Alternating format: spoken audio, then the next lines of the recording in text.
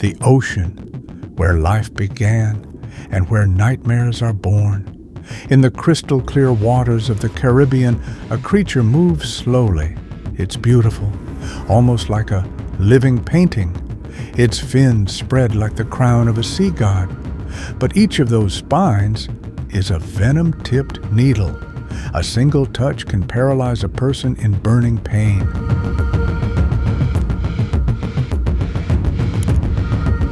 It doesn't chase its prey, it waits, and when the prey gets close enough, just one strike, and the unlucky fish vanishes into its mouth. No sound, no blood, only a deadly silence remains, and a predator drifts away as if nothing ever happened. Over 3 decades, it has spread across more than 7 million square kilometers, from Florida to Brazil. It eats everything. It breeds relentlessly, and nothing in the ocean can kill it. The seas are slowly being conquered, not by sharks, not by humans, but by a creature so stunning you wouldn't believe it's a killer. This is a true story about an invader from afar, forever changing our oceans. It's called by many names, but to the sea, it's the lionfish, the most beautiful and most dangerous predator on the planet.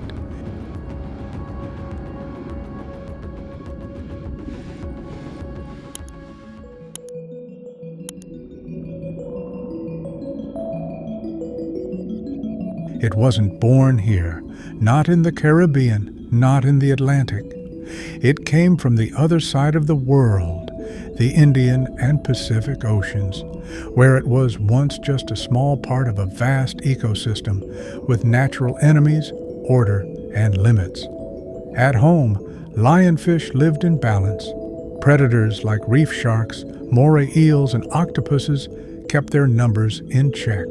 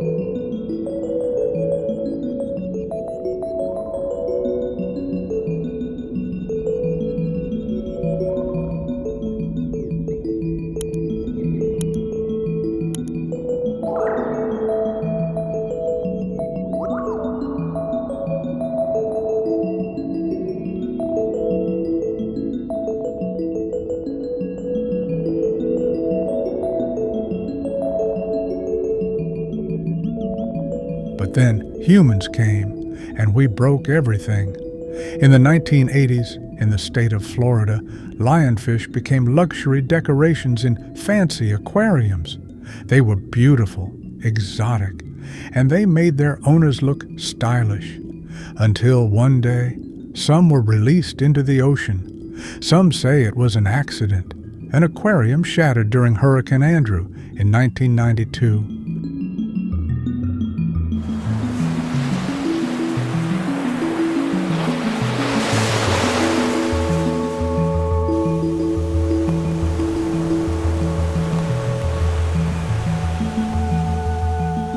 Others say it was negligence. Bored owners simply set them free. But the result was the same. Freedom for one species became a death sentence for an entire ecosystem. Just a few years later, Florida fishermen began to see them in waters where they'd never existed before. One fish, then 2, then hundreds, and by the time people realized what was happening, it was too late.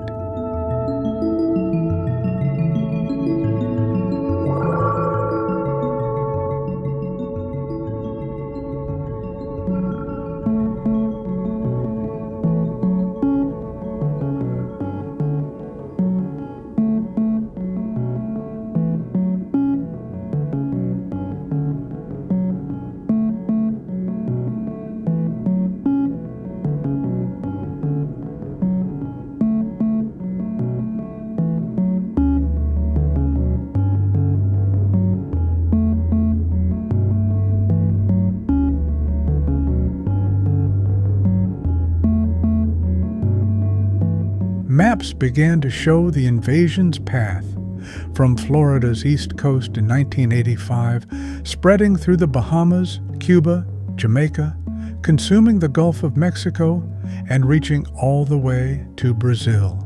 A journey of thousands of miles driven by ocean currents and by human mistakes. A creature once kept for its beauty had now become the conqueror of the sea.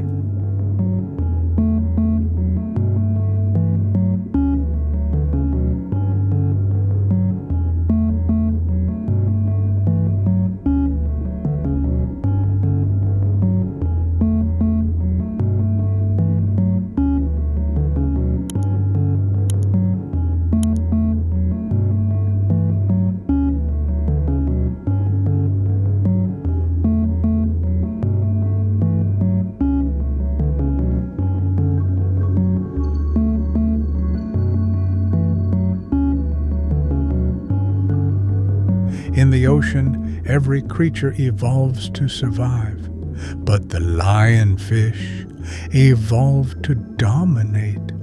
Its beauty isn't an accident. Those long, colorful fins that look like a graceful underwater dance are actually perfect killing tools.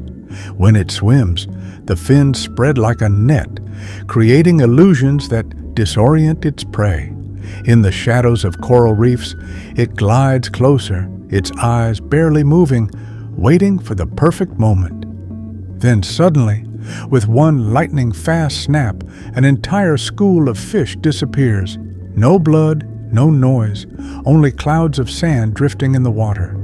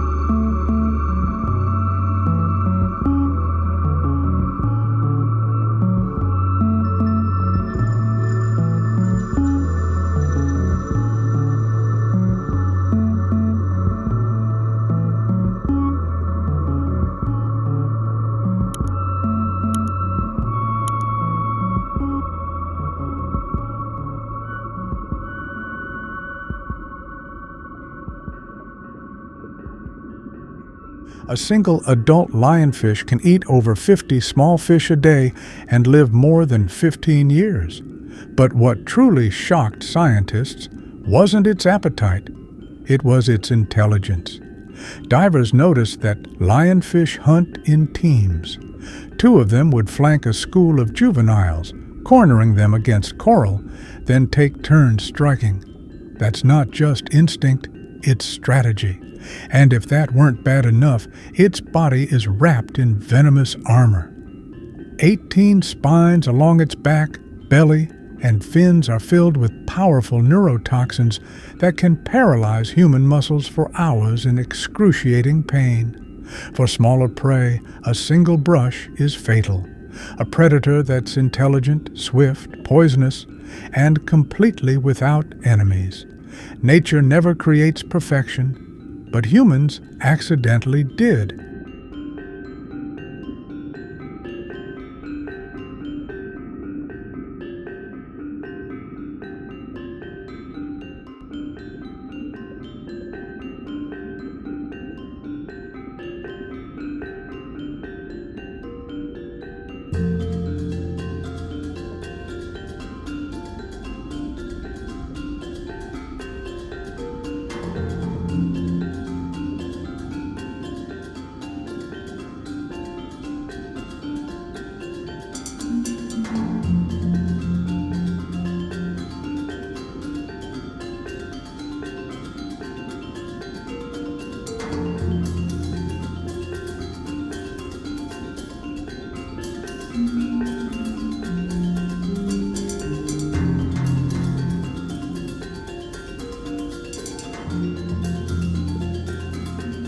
The ocean always finds ways to balance itself.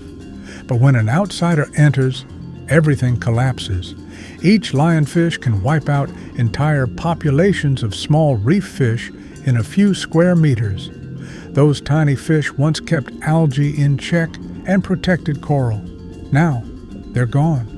Algae spread uncontrollably, covering reefs like a layer of deathly dust. No small fish, no big fish.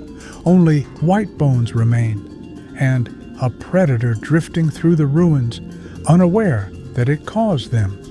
In the Bahamas, scientists found that 90% of reef fish biomass vanished within 5 years of the lionfish's arrival.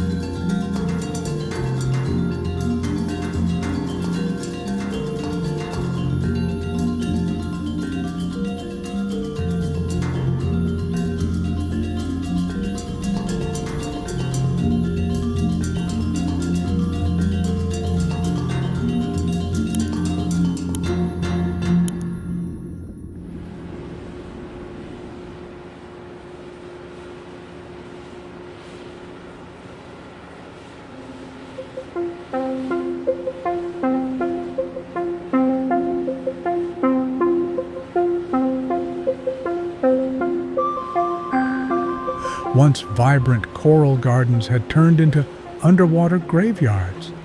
But the victims weren't just marine life. In coastal villages of Belize, Cuba, and Jamaica, fishermen returned with empty nets. They once lived off the reefs. Now, the sea gives them only silence. "We don't hear fish thrashing in the nets anymore," one fisherman said. "Only waves and hunger." This ecological disaster isn't loud or violent. It happens quietly, not from war, not from oil spills, but from a pet fish humans brought and forgot. And now the coral reefs, the heart of the ocean, are slowly ceasing to beat.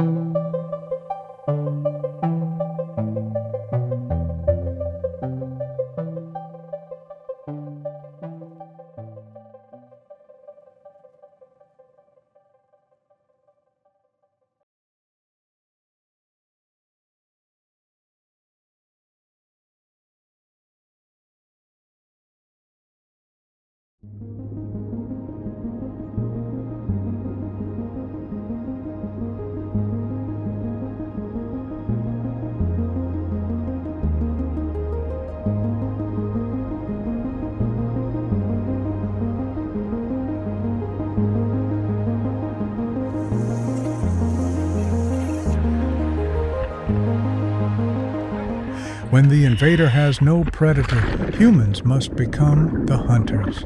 From Florida to Honduras, hundreds of divers have formed lionfish hunting teams. They carry spears and nets, diving into reefs they once saw destroyed. Each dive may yield dozens of fish, but the next day, the area is full again.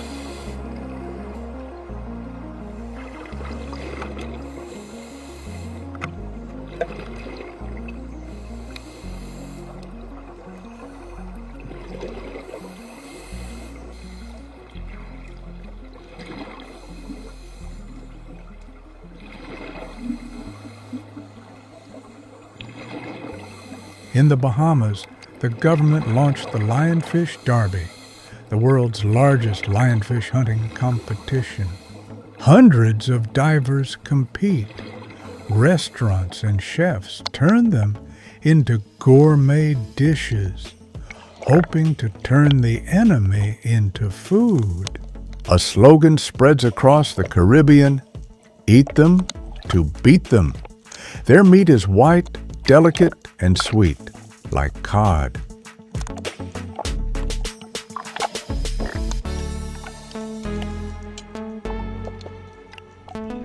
Since you pull that skin off anyway, why do you scale it first? So you don't get all the really small bottom and they'll get into your Where the ribs are, it's all floating. Put a little bit of weight on the head, grab the skeleton, and rip that out. Look at that. All the rib bones are out, no meat lost in that skeleton. That's a thing of beauty right there. Now often when I'm butterflying and I go over the ribs, all the guts come out. This time they didn't, so I'm gonna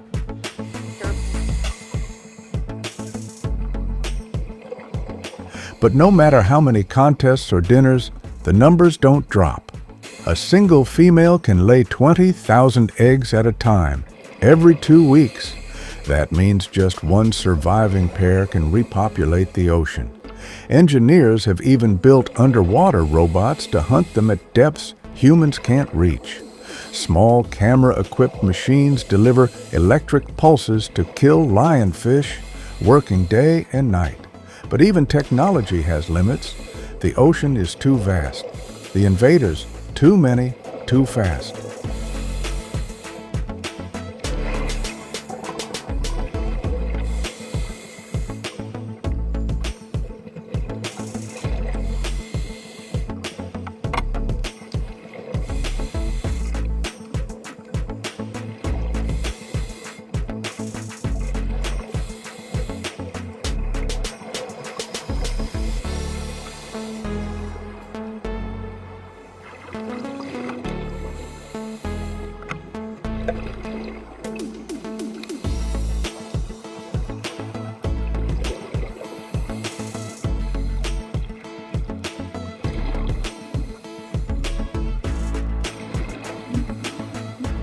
The battle continues, but the longer we fight, the more we realize a painful truth. This isn't a war against the lionfish. It's a war against our own mistakes. The lionfish, the most terrifying invader of the ocean, is more than just a creature. It's a mirror, a reminder that every time we harm nature, we are, in fact, harming ourselves. And while the waves keep crashing against the shore, the ocean waits patiently for the day humanity finally learns to bow its head and listen